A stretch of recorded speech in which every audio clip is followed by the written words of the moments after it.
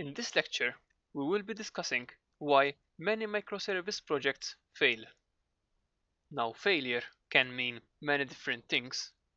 So, for example, it can mean that the project failed to be delivered on time or failed to reach certain requirements, such as maybe scalability, or in the worst case, when the project was not delivered at all.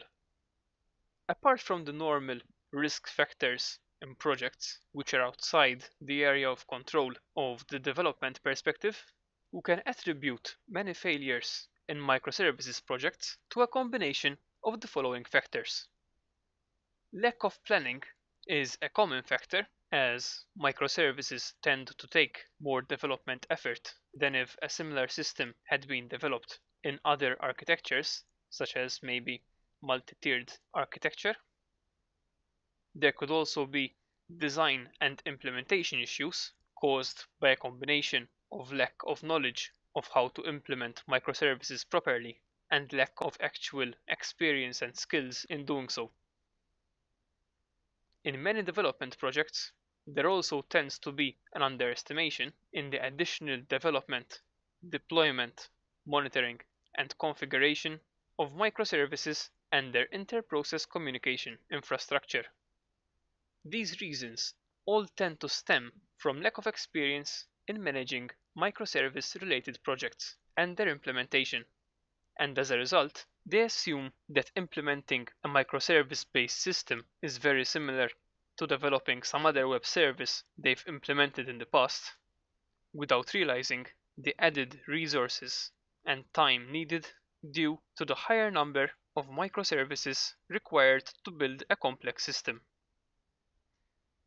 To prevent microservice-based projects from failing, it is important to ensure that the project you are designing is applicable to the microservice architecture. I highly recommend that you prioritize automation in all aspects possible. This includes continuous integration, deployments, and also creating microservice templates, which we'll be discussing in future lectures. It's also important to have a clear plan, and this means not only having proper design of the system, but also estimating the time required to develop the different microservices correctly to create and plan a realistic and manageable schedule.